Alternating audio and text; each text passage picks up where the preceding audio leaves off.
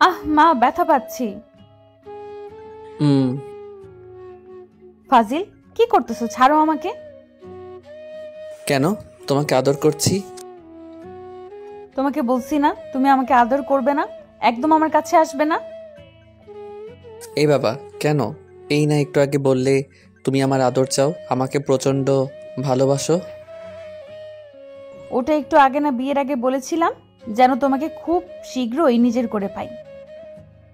তাহলে এখন আমাকে আদর করতে দিতে সমস্যা কিসের তোমার? বলছি তুমি আমার কাছে আসবে না, আমাকে স্পর্শ করবে না। কেন এমন বলছো কেন জান? রাগ করে এমনটা বলছো তাই না জান? কারণ আমি তোমার উপর রাগ করে আছি। দেখো, অযথা রাগ দেখিয়ে না তো। আজকের এমন একটা রাতে তুমি আমার সাথে রাগারাগি করবে কলিজা, তাহলে এত সুন্দর একটা রাত মাটি হয়ে যাবে। আমি আজকে তোমাকে প্রচন্ড ভালোবাসতে চাই, আদর করে ভরিয়ে দিতে চাই। প্লিজ বেবি, রাগ করো না, আমাকে তোমার থেকে দূরে রেখো না। হ্যাঁ, সব সময় তো আমিই রাগ দেখাই, আমি ভুল করি তাই না? সব ভুল আমার, তোমাকে ভালোবাসাটা তো আমার ভুল। আরে বাবা, আমি কি একটাবারও সেটা বলেছি? তুমি শুধু শুধু আমাকে রাগ দেখাচ্ছ। জান দেখো, আমি কোনো ভুল করে থাকলে তুমি সেটা বলো। তুমি কি কিছুই বুঝতে পারো না? আমার কষ্ট হলে তুমি সেটা বোঝার চেষ্টা করো না। তুমি আমাকে কতটুকু ভালোবাসো সেটা আমার জানা হয়ে গেছে, আমি বুঝতে পেরেছি।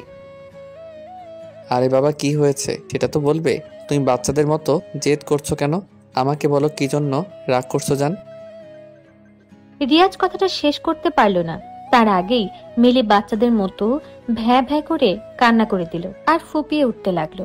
ওর এরকম কর্মকাণ্ডে রিয়াজ ভ্যাপাচাপা খেয়ে গেল আর বলল, কলিজা, এই কলিজা, কি হয়েছে তোমার? তুমি এভাবে কান্না করছো কেন? বলো আমাকে কি হয়েছে। তুমি আমাকে একটুও ভালোবাসো না। যদি বাসতে তাহলে আমাকে একটু বোঝার চেষ্টা করতে, তুমি সেটা করোই না। আরে বাবা, কি হয়েছে সেটা তো বলবে। আমি কোনো ভুল করেছি কলিজা? বলো, আমি সবটা শুধরে নেব। জানটা তাও কান্না করো না প্লিজ পাগলিটা। তুমি অনেক বড় ভুল করেছো, তোমার জন্যই আমি এত বড় একটা কষ্ট পেতে যাচ্ছিলাম, আর বলছো তুমি কি করেছো? আরে বাবা, কি ভুল করেছি সেটাই তো জানতে চাচ্ছি। আমি কোনো ভুল না করলে আমার পাগলিটা এভাবে বাচ্চাদের মতো কান্না করছে বলো? জান, ওই কলিজা, বলো না প্লিজ, কান্না করো না জানটা। রিয়াজ মিমির চোখের পানিগুলো বুড়ো আঙ্গুল দিয়ে মুছিয়ে দিয়ে ওকে শান্ত করতে কপালে একটা কিস করলো। মিলি ওকে ছাড়িয়ে নিল। রিয়াজ বুঝতে পারছে মিলি প্রচন্ড পরিমাণে রেগে আছে, যার জন্য ওকে এত ভালোবাসা সত্ত্বেও আজকে ওদের বাসর রাতে রিয়াজকে দূরে সরিয়ে দিতে চেয়েছে। রিয়াজ আবার ওর একটা হাত ধরলো। মিলি এক ঝটকে হাতটা ছাড়িয়ে নিয়ে ওর থেকে কিছুটা দূরে চলে গেল, তারপর ফুপিয়ে উঠতে লাগলো। তুমি আমাকে একটুও বোঝার চেষ্টা করো না, শুধু মিথ্যা কথা বলো। তুমি আমাকে নাকি ভালোবাসো, আমার জন্য নাকি সব করতে পারো। আরে বাবা, মিথ্যা না তো। আমি তো বললাম সত্যি তোমার জন্য সবকিছু করতে পারি। মিথ্যা, সব মিথ্যা। যদি তাই হতো তাহলে তুমি সবাইকে বোঝাতে, আমাকে এরকম ভাবে কষ্ট করতে হতো না। তোমাকে পাওয়ার জন্য আমাকে এরকম একটা নাটক করতে হতো না। তুমি কেন বুঝতে চাইলে না আমাকে? আমার মনটাকে একটু বোঝার চেষ্টাও করলে না। শুধু তোমার ভাই আর আপুর বিয়েটা ঠিক হওয়ার পর থেকে তুমি আমার পেছনে শুধু ঘুরঘুর করেছো করেছো, আর মিষ্টি মিষ্টি কথা বলে তোমার প্রেমের ফাঁদে ফেলে তোমার মায়ায় আটকে দিয়েছো, যার জন্য তোমাকে আমি এত ভালোবেসে ফেলেছিলাম। আর তুমি কিনা আমাকে এইভাবে দূরে সরিয়ে দিয়েছো। তুমি আমাকে একটুও ভালোবাসো না। যদি তাই হতো তাহলে তুমি সবাইকে বোঝাতে, আর আমাদের বিয়েটা হতে এত কষ্ট হতো না। আরে বাবা, যাই হোক, এখন বিয়েটা তো হয়েছে, তাহলে তুমি কান্না করছো কেন? তুমি এভাবে কান্না করলে আমি তোমাকে আদর করব কখন? কলিজা, কাছে আসো না, একটু আদর করতে দাও আমাকে। না, তুমি একদম আমার কাছে আসবে না, একদম আমাকে ছোবে না। তোমাকে বলেছি না, আজকে তোমার শাস্তি এটাই হবে। তুমি আজকে রাতে আমার কাছে আসতে পারবে না। আজকে রাতে কি, যতদিন অবধি তুমি আমার রাগ না ভাঙাতে পারবে ততদিন আমি তোমাকে কাছে আসতে দেব না। সব দোষ তোমার। তোমার জন্য আমাকে এত বড় একটা বাজে পরিস্থিতিতে পড়তে হয়েছিল। তুমি জানো আমি কতটা ভয় পেয়ে গেছিলাম। আমি ভেবেছিলাম তোমার ভাই আর আপুর বিয়েটা পর্যন্ত ভেঙে যাবে শুধু আমাদের জন্য, কিন্তু তুমি কিছুই করছিলে না। তুমি নাকি আব্বুকে প্রচন্ড ভয় পাও, তাহলে আমাকে ভালোবেসেছিলে কেন? আমার ভাইয়ার এরকম হট শালিটাকে দেখে আমি প্রেমে পড়ে গেছিলাম। তাহলে তাকে ভালোবাসবে না তো কাকে বাসবো বলো? তুমি একটুও সিরিয়াস নাও, একদম এসব বাজে কথা বলবে না, এসব কথা বলে উত্তেজিত করবে না, তাহলে কিন্তু আমি সত্যিই তোমার কাছে আসতে দিব না। উত্তেজিত হলে কাছে আসতে দিব না, নাকি আরো নিজেই কাছে টেনে নিবে? আমি তো সেটা খুব ভালো করে জানি। আর শোনো, আমি তো তোমাকে বললাম ভালোবাসি, কিন্তু আমার ভয় হচ্ছিল যে আব্বু আর ভাইয়া বিষয়টা জানার পর কেমন সিন ক্রিয়েট করবে। হ্যাঁ, ওই জন্যই আমি তোমাকে হারাতে বসেছিলাম। তুমি একটা বার আমাকে ভালোবেসে নিজের করে নিতে পারোনি, তাই না? তার জন্য একটু সময় লাগতো, কিন্তু তুমি তো সেই সময়টুকু দিলে না। ভাইয়া আর তোমার আপুর বিয়ের দিনেই আমাদের বিয়েটাও হতে হলো, তাহলে একটু ঝামেলা তো হবেই। একটু বলছি কি একটা ঝামেলা পাকিয়েছিলে, যার জন্য আব্বু রেগে গিয়ে হয়তো ভাইয়াই বিয়েটা ভেঙে দিত, তখন কি হতো বলো তো? আমি এত কিছু চাই না, আমি শুধু তোমাকে চাই। তাই যে আমার যেটা ভালো মনে হয়েছে আমি সেটাই করেছি। আমি তোমাকে পাওয়ার জন্য যে কোনো কিছু করতে রাজি। আর তুমি তো একটা কাপুরুষ, ভিতুর ডিম। আব্বু আমাকে কিছুই বলতে পারছিলে না, অন্তত ভাইয়াকে তো বলতে পারতে। তুমি জানো আমি ভাইয়াকে বলেছিলাম বলেই ভাইয়া এত সহজে সবাইকে বোঝাতে পারলো। আচ্ছা ঠিক আছে, এখন কান্না করো না পাগলি, আমার কাছে আসো, তোমাকে আদর করে দেই আর তোমার রাগটা ভাঙিয়ে দেই সোনা। না, তুমি একদম আমার কাছে আসবে না, তোমাকে বারণ করেছি না। সব দোষ তোমার, তোমার জন্যই আমাদের বিয়েটা দূরে থাক। আমি শেষ হয়ে যাচ্ছিলাম। আরে বাবা, তোমার কিচ্ছু হতো না, আর সেটা যেভাবেই হোক বিয়েটা তো এখনো হয়েছে। তাহলে তুমি রেগে যাচ্ছ কেন? সব তো ঠিক আছে, তাহলে এত রাগ করার কি আছে? তুমি জানো আমি কতটা ভয় পেয়ে গেছিলাম। ভেবেছিলাম আমাদের বিয়ে তো দূরে থাক, ভাইয়া আর আপুর বিয়েটা পর্যন্ত ভেঙে যাবে। আর যদি সেটা হতো তাহলে ওদের কাছে আমরা সারা জীবন অপরাধী হয়ে থাকতাম, জানো? তাহলে তুমি এমন কাজটা না করলেই তো পারতে। তাহলে কি করবে? তোমাকে পাওয়ার জন্য আমার কাছে যেটা ভালো মনে হয়েছে আমি সেটাই করেছি। তাই বলে আব্বু আম্মুর সামনে গিয়ে বলবে তুমি আমাকে ভালোবাসো? আমার সাথে তোমার সবই হয়েছে, আর এখন তুমি আমাকে বিয়ে করতে চাও, না হলে সুইসাইড করবে। আমি কি করব? আমার মাথা কাজ করছিল না, তখন মাথায় যেটা এসেছে আমি সবার সামনে সেটাই বলে দিয়েছি। এটাই কি আমার দোষ বলো? তোমাকে পাওয়ার জন্য আমি সব করতে রাজি, বললাম তো। এখন পেয়েছো, তাহলে কাছে আসো, তোমাকে আদর করতে দাও। রাগ করো না জানটা, দেখো রাগ করে থেকে শুধু আজকে রাতটা মাটি হয়ে যাবে। তুমি আমার কাছে আসো, আমি তোমাকে আদর করি জানটা।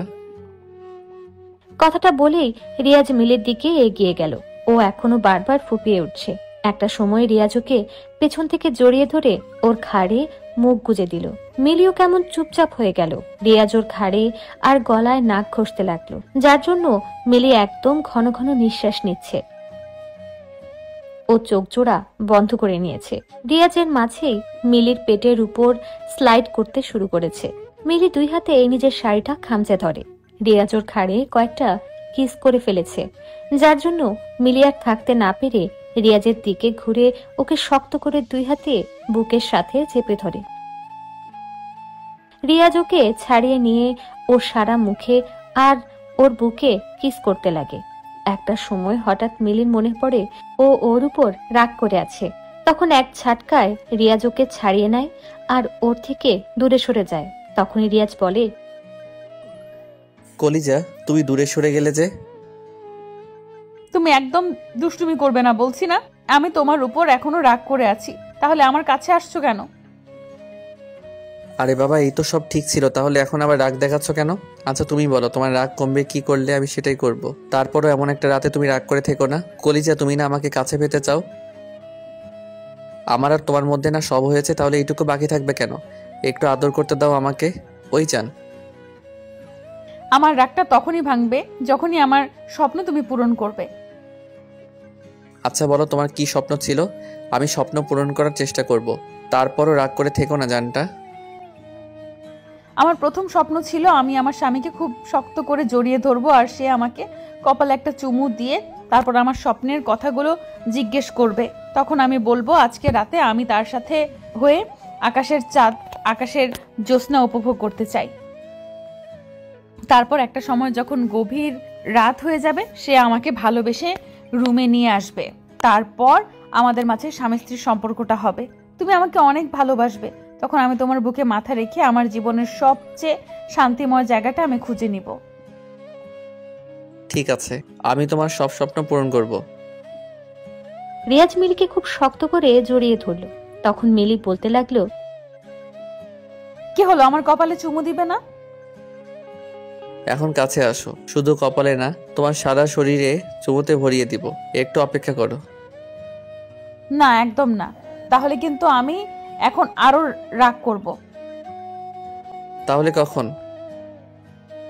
আগে আমাকে ছাদে নিয়ে চলো, আমি তোমার কোলে মাথা রাখবো, তুমি আমার মাথায় হাত বুলিয়ে দেবে, তারপর রুমে আসলে আমার বাকি ইচ্ছেটা পূরণ করবে।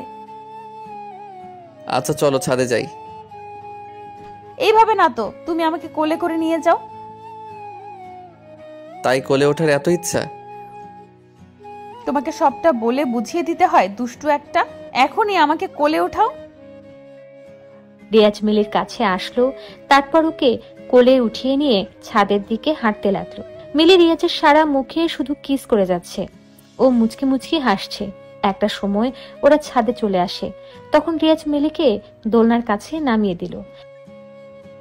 এই, তুমি বসে পড়ো, আমি তোমার কোলে মাথা রাখবো। তুমি তো দেখছি সব জায়গায় উল্টোটা করবে। ছেলেদের কোলে কি মেয়েরা মাথা রাখে, নাকি মেয়েদের নরম কোমল কোলে ছেলেরা মাথা রাখে? আর আমার তো ইচ্ছা ছিল বউয়ের কোলে মাথা রেখে ঘুমানোর। তাহলে তুমি আমার ইচ্ছেটা পূরণ করবে না, নাকি তোমার সবই সেখানে আমি পূরণ করব? আচ্ছা ঠিক আছে কলিজা, আমি বসছি, তুমি আমার কোলে মাথা রাখো। আজকে থেকে প্রত্যেক দিন তুমি আমাকে কোলে করে ছাদে নিয়ে আসবে। আমি প্রতিদিন চাঁদ দেখবো, কেমন? আরে বাবা, হ্যাঁ দেখবো।